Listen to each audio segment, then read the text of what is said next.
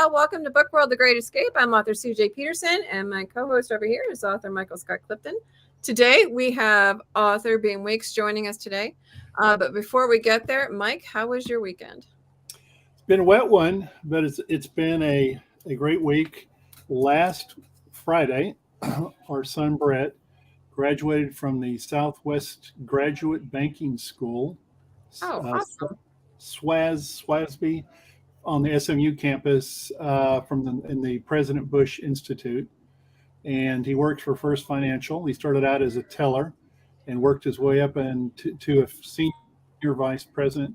And this was a three-year banking program that he was in. And the graduation ceremonies were held at the President Bush Institute there on the SMU campus last Friday. So my wife and I and my daughter Holly, we all went to watch him graduate. And so very proud of my son. Like I said, he worked his way up to a senior vice president position and also graduated from one of the few banking schools in the country. So very proud of him. Congratulations if you're watching.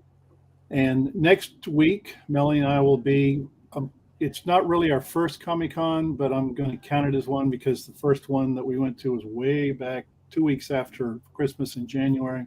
Mm-hmm. And it'll be the Mississippi Comic-Con in Jackson, Mississippi. It'll be a 2-day con on Saturday and Sunday, and it will be at the Mississippi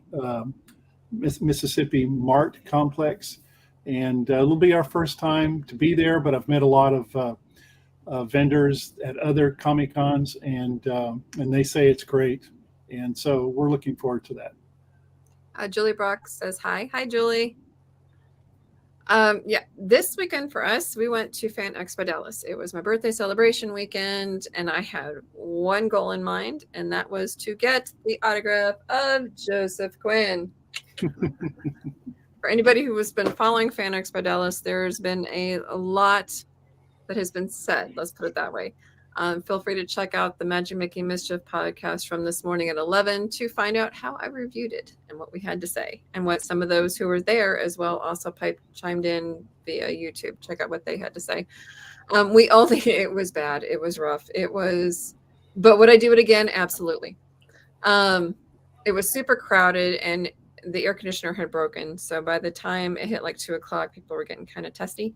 And with that many people and the testiness, I couldn't breathe. And so I'm like, we need to go home.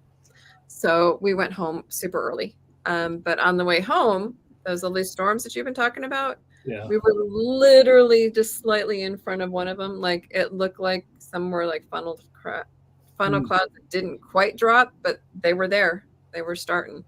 And we were super nervous about getting home. But we got home safely. We got home Saturday and rested Sunday, so that was cool. We are done with Comic-Cons till the fall though, so it's going to give us a nice break on the in-between. So Mr. Weeks is joining us today. Howdy, sir. Good to be here. Thank you for having me. I appreciate this. Awesome. For those who don't know, you can then give them like a brief overview of who you are and what you do. I am an author of historical fiction, coming of age stories. I got a couple of short story collections out, a novel, a novelette. I'm also the host of a podcast called The Voice of Indie, and I am an editor and a video and audio producer for Fresh Ink Group. Awesome. Yeah, we had your partner on last week. Yeah, and I live in Michigan, born and raised in Michigan my whole life, 56 years old. But I did spend 2 years back in the 80s living in Florida, Fort Myers. And nice. It was a good time down there. So what got you started writing? I've been writing my whole life. I guess I can go back to my first grade teacher introduced me to the love of reading. Mm-hmm. And then my third grade teacher to writing short stories. She had us write short stories, and I just fell in love with it. I can take these words and actually make something out of them, make them characters and stories and plots and things. And so I just, when I was in fifth grade, I had another teacher that encouraged us to write and to just be creative. And a friend of mine, we ended up writing a short play. And the teacher decided, hey, let's put this on. Let's cast it and put it on for the whole school. So that is cool. It was great. I was a co-writer of a play that got produced. So I'm sure that was a nice boost. Yeah. And then when I was in high school, I wrote for the school newspaper. I wrote mostly record reviews and concert reviews. I'm a big music fan, and I did some other articles as well, but it was mostly the entertainment stuff. And I've loved writing my whole life. Very cool. So we're talking specifically about historical fiction. What appeals to you regarding historical fiction? Time frames, just times that could be times that I lived in or times before me. My novel Jazz Baby, that's set in 1925. Obviously, I didn't live back then, but it was fun to, number one, research those eras. Number two, recall a lot of the stories that my grandparents told me. My grandfather and my grandmother both were fantastic storytellers. My grandfather was a writer. My father was a writer. And then I just kind of followed along as well. And my grandfather, I mean, he had all kinds of cool stories from the 20s, in the 30s. He was born in 1912, which was the same year that my character Emily in Jazz Baby was born. And just a lot of the stuff that he talked about ended up not necessarily being, those stories, but the basis for those stories. He was born in the South, and that's where I set the book at, and just what was going on then in that time period. I love history. I'm a history buff. I was about to ask that. Right now I'm nearly finished with one that's set in 1910. And then I've got another one that I'm 2/3 of the way through that's set in 1977. So I'll jump around. See, I lived in 1977. I remember that era. So there's a lot of stuff that comes to mind, what kids were doing back then. I was a kid. So when you write, I just love the different time periods. That's my thing. When I jumped in, I decided to try the challenge of a historical fiction, but I'm a sci-fi geek. So I put the spin of it being for time travel. Ooh. But I'm also a history buff. So I was able to do like 1813. I did 1922. And then I did 1987 when I was alive and in school. So you're able to draw it off of that. But I like the challenge of historical fiction because it's like, oh, was that invented yet or was it not? History-wise. Stories there. Yeah. So how much history actual history, do you put into your books and your short stories, Beem, as opposed, and how much, in other words, how true to the time and age do you try to be, even though I try to be perfectly true to it. 1925, she's not jumping into a Corvette and driving off. Oh, she forgot her cell phone. She better run back and get it. But talking about the story is like, I wrote this scene and it was really cool.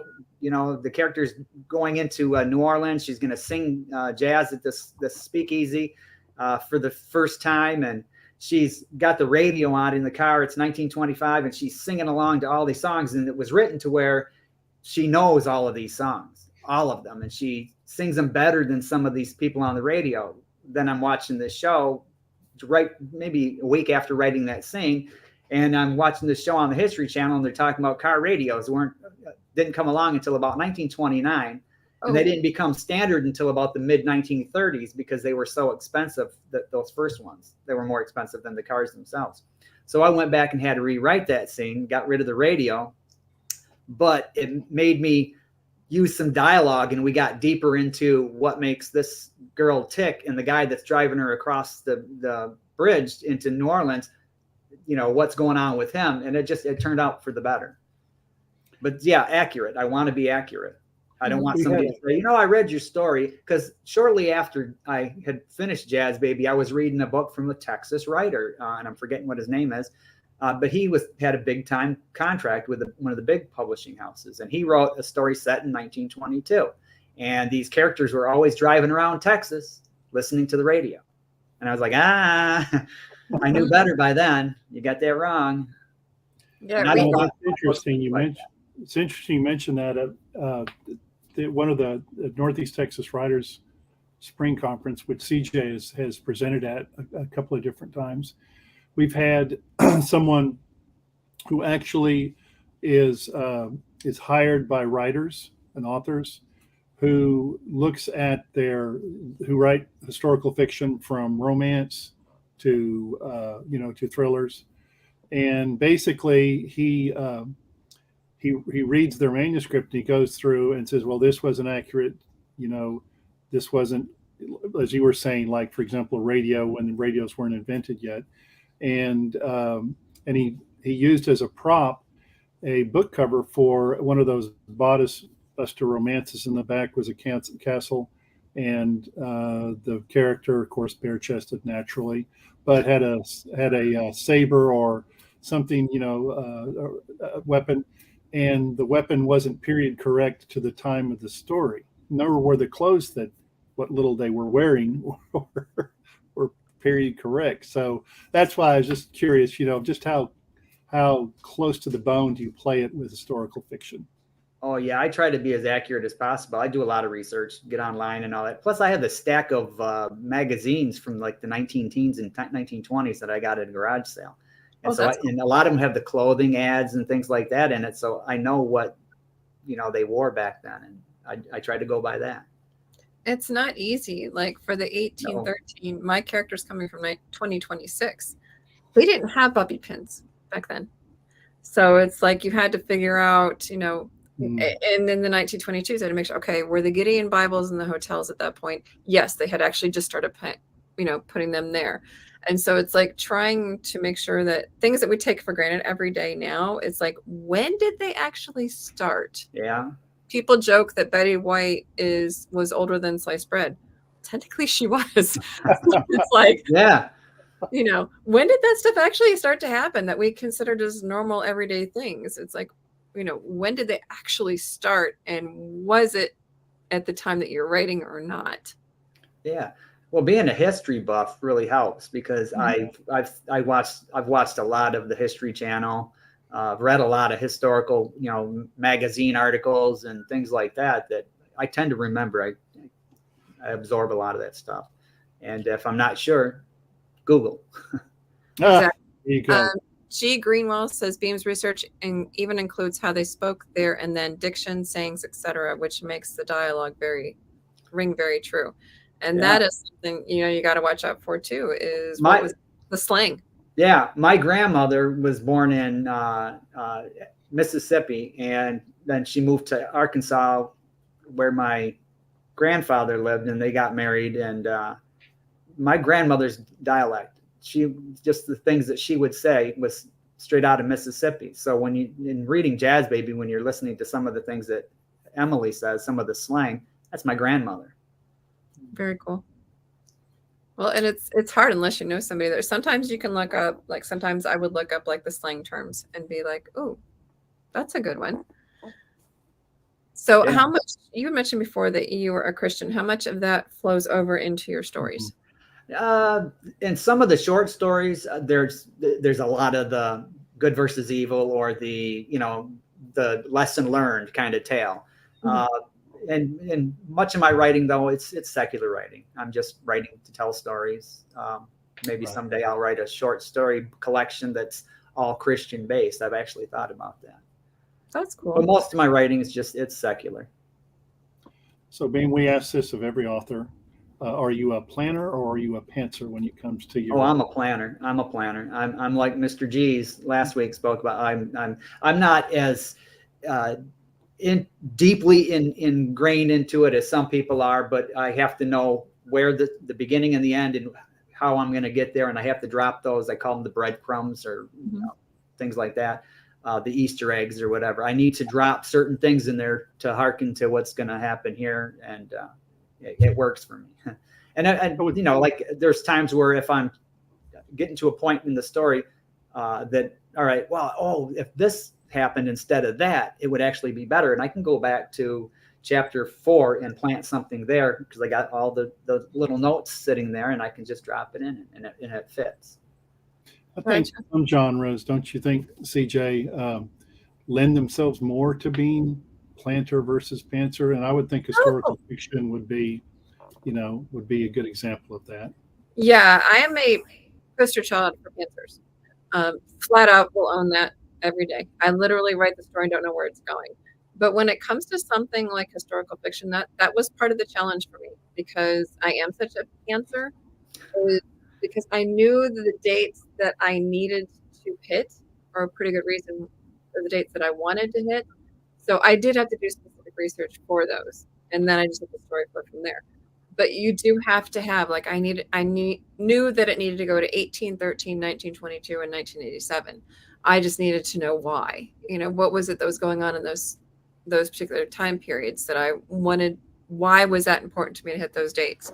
So as a historical fiction author, it does make a little bit of a difference regarding historical fiction versus something that's a little bit more modern times. Yeah. That goes back to the research too. You want to make sure everything is accurate, but I've read some authors that are pantsers that fantastic stories, and I like, wow, this just flowed from you.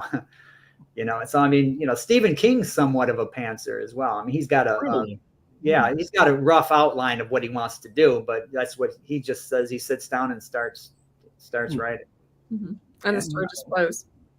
Now, back in the day, he used to sit down with his typewriter in the middle, and then a pile of cocaine on one side and a cooler of beer on the other side. Seriously, if you've ever read his Stephen King, that would explain a lot about that. And he said he would lock him. His wife would go off to work, and he would lock himself in his room all day long and just have Metallica playing really loud because it blocks the outside world. I can't write like that. And he would do his coke and his drinking, and then one day he was taking the empty beer cans out of his office, and he realized he had a problem, and he got help. So I'll give him that. He cleaned up from that, but I wouldn't want to be that kind of a writer. Gee, I wonder which novels he wrote during that period of time. That was all the way through to I believe it was the 90s. So everything from the mid 90s before, because I believe it was the mid 90s that he got clean. Mr. Geese commented, he said, outlining helps with historical fiction because knowing where the story goes guides what kind of historical details to research and plant. Exactly. Yep. Yes. Yep. Yeah. I mean, with Jazz Baby, I mean, that's set in the 20s, and alcohol was illegal. Prohibition was on. So there were people drank still. My grandfather was a bootlegger, and that played into it. She gets involved with people that are bootleggers and speakeasies where you can go get an illegal drink, and you have to know that stuff. And you're not going to go to the corner store and get a bottle of hooch down there. It wasn't going to happen. Yeah, it's totally Although you could still, if you had a government permit for medicinal purposes, you could go to a pharmacy and get a pint of Scotch whiskey because it was considered medicinal. I don't know what it would heal, but cures what ails you. Sure, we could get kind of creative on that with us authors. Oh sure. yeah. So you mentioned your grandparents a lot. Was that your main inspiration behind your historical fiction books? The big part of it. Yeah, big part of it. But just the love of the 1920s. I don't know why. I just had, my grandfather wrote a memoir of his teen years working on a riverboat going up and down the Mississippi River. And this was during like the early to mid 1920s. And I was fascinated by the time period. And my grandfather's tales too, but not just that. I grew up watching the Waltons. That was the 30s, but I just love that whole era. Very cool. So we were talking to Mr. Geese last week, and he mentioned y'all's podcast and how it kind of got started. Hold on. Verwayne Greenhose says a lot of potato farmers didn't grow potatoes just to eat. That's right. They made liquor out of it. Fud juice. So my question is basically, where was I going with that? That's an ADD in me. Podcast. So your podcast, can you give like a brief overview for those who didn't catch Stephen's last week, how that got started? Well, I used to be part of a particular book club, not part of it anymore, but they started doing this. It was monthly. There was like 4 or 5. There might have even been more. I did 2 of them once a month, little half-hour podcasts. One was on a Saturday and one was on I think a Wednesday or something like that. And it was just fun bringing in authors and interviewing them, but it was just authors who were part of that club. And once I departed the club, I thought this is a good tool. It really is, because you make fans, you reach out to people, you make connections by having them on. So I got with G's and said, hey, let's do our own podcast. And we went through the same company, Blog Talk Radio, and we're going on 3 years now. Tonight's episode is number 150. And congratulations to both of you. thank you. But it's just with an idea. And so Wednesday nights, 8:00 Eastern time, we talk to writers, we talk to musicians, we talk to, we're gonna have a comic book guy on, and just, you know, anybody who's creative. It's just it's a good time. It's, like I said, it helps establish connections, because a lot of these people become our friends, and they may have a service that if we don't need it, somebody we know needs this service, so we can send them to them. So how can people listen to it? Because I know it's audio only, it's not a video. Yeah, it's audio only, but you can go to on Twitter. Here's the quickest way to do it. On Twitter, go to #FreshInkGroup, #FreshInkGroup, all one word, and click on latest, and you scroll through there. You'll find all kinds of tweets touting the show, and you can click on those tweets, and it'll open it up into where you can listen to it through Twitter.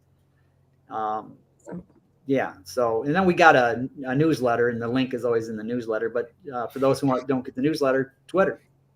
We have the Twitter account for that show is @VoiceOfIndie. Okay. And then the other is at Fresh Ink Group. Fresh Ink Group. Okay. But and how can they get on like the newsletter? Go to freshinggroup.com, and you can find, I believe it is on the podcast page. At the top of the podcast page, there's a link. You can click on it, and you can sign up for the newsletter. Very cool. So Fresh Ink Group, click podcast, and at the top of the podcast page is, Now, your Fresh Ink Group also offers other services for authors, do they not? Other writers? Oh, definitely. It's full services. We do publishing, we do editing, we do audiobooks, we do book trailers, we do you name it, we do it. If we don't know how to do it, we'll figure it out. Steven says homepage at the bottom. Yeah, homepage at the bottom is where you can sign up for. But I also put a link in on the podcast page some time ago at the very top of the podcast. And while you're there, you can scroll down and check out some past episodes of the podcast. You guys are always publishing books, so I noticed that when I get the newsletter, because I do get your newsletter. You guys have a lot to come out. What's the average? Yeah. I don't know what the average is. I just know that it's a lot. I'm currently editing 3 other books right now that will be ready to go here before too long. Plus, I'm producing another audio book for an author out in Colorado. Okay. How do you have time for all of that? That's a good question, because you know, I'm getting paid for this, so that comes first. Give me grief for everything I do, but you. Well, that's my own writing. It kind of takes the back seat to that, so that's why, you know, it's taken me so long getting this novel done. But I'm getting paid to do this, and I enjoy it. So yeah, it's working that into the schedule. I work from home, so I'm good. So Now, CJ has my own hours. CJ has Texas Sisters Press, and she's heard horror stories, and of course I have as well. And I think we asked Stephen this last week, but if someone is wanting to get a manuscript published, what are some things that you would recommend they would do and not do, particularly when it comes to fly-by-night publishing operations? What you mean, like looking for from a publisher? Yes. In other words, what are the signs that if someone is trying, hey, look, we love your book, we want to publish your book, what are some of the signs that you have, again, one of these unscrupulous fly-by-night operations? Okay. Well, I think Stephen, pretty much handled most of that last week. But the one thing I think I typed it in here too for my comment was look for ownership of your own work. We've run into so many authors that have gone with another author, and then they come to us and they don't even own their own work anymore. It belongs to somebody else. So now they're trying to figure out a way to get it back. And with Fresh Ink Group, we don't own anything that belongs to you. And then there's the royalties too. If you're getting 10% and they're taking the bulk, it's not worth it. I think we offer 75%. So you're going to get the bulk of what you earn. But also looking at if somebody takes your manuscript and they're like, hey, let's get this published right now. Red flags. They haven't even read it. They even the best writers still need an editor's eyes to go through the work. I edit my own stuff as I'm writing it and going through it, but I always turn it over to Stephen G's as my editor to comb through it, and he'll find things that my eyes miss because I'm too close to it.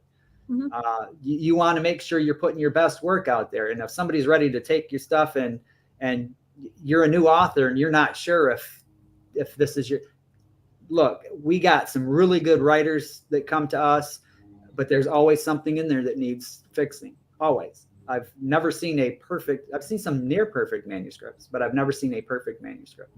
So if somebody's ready to, just the moment you hand them that, let's get it published, you might want to back off that one. Yeah, we're the same. We read through all of them before we publish them. Yeah.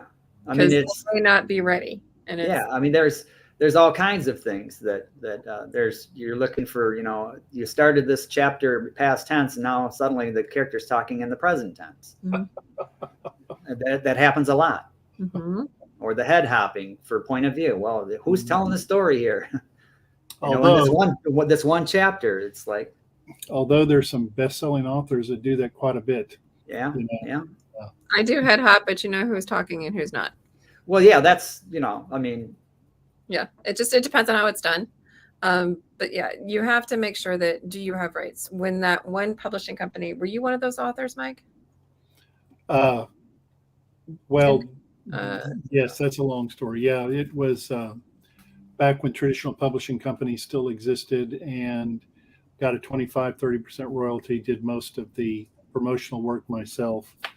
And then that was back Beem when ebooks were starting to come on strongly and brick and mortar bookstores were going out of business left and right. And so were publishing companies, large and small. So my publishing company went out of business, and which actually worked better for me because of some of the things that you and both CJ have mentioned. It actually was bad at the time, but it actually worked out best because I was able to get the book back and had far more success and got most of the royalties. Yeah, well, there you go. It's hard to get the book back. So just kind of got to watch that. I like Texas Sisters Press. They have copyrights to everything except for the ISBN number because, as you know, it's attached to the company that publishes the book. Yeah. But I mean, other than that, ours get like 90% of their royalties from Ingram, and full Kindle. They get 100%. So it's like, it just depends on, what they're trading for. And the only reason I asked that, and the only reason I've asked it twice, of you and Stephen, is because I hear this from people who want to get a book published all the time, and they're telling me, hey, this guy's going to charge $10,000. They're going to be put in all these different venues, And I said, I mean, no. Yeah, no, that, or I guarantee you'll be at your bestseller status, or I guarantee X amount of books will be sold. That's a thing to stay away from, the guarantees, because there are no guarantees in this business. That's right. Yeah, and we with all of our authors, the first thing I say is, if you are doing this to get rich, you're in the wrong business. Yeah. And now you got to compete with AI writing stories, which is ridiculous. Oh my gosh. Yeah. So we have a few minutes left, actually about a minute left. If you had like one golden nugget to give to somebody, one, primary piece of advice to give to somebody who is interested in writing historical fiction, what would that be? Do your research, dig deep before you sit down and start writing. As you're plotting it out, if you're a plotter or if you're a pantser, before you even start writing the story, do your research. Have everything in front of you ready to go. And as you're going along, if you don't know about something, you can do the Google search or whatever. But know what you're doing, know what your story is going to be before you start to write it. In terms of the history, the era, you don't want to throw in there like, it's 1941 and somebody's racing in a Ford Pinto to go pick up his girlfriend at the at the airport. It just like the radio thing, wearing his Air Jordans. Yeah, or wearing his Air Jordans. Yeah. Who hadn't even existed yet. Yeah. No, I totally agree with that. Well, thank you so much for coming on, Beem. Both you and Stephen were amazing guests, and we're happy to have you guys come on anytime. Let us know. Well, thank you for having me. Definitely. In the meantime, for those who want to learn more about Beem Weeks and also probably the Fresh Ink Group and all of their Voice of Indie podcast, you can find him at beemweeks.com. That's BEEMWEEKS.com. So make sure to check him out there. Next week, we're going to have George Dismukes back, and we're going to be talking about screenplay writing. So make sure to check that out. It'll be next Wednesday at 1:00 p.m. Central Time, same place you found us today. In the meantime, have a great week, and we will see you guys next week. Bye.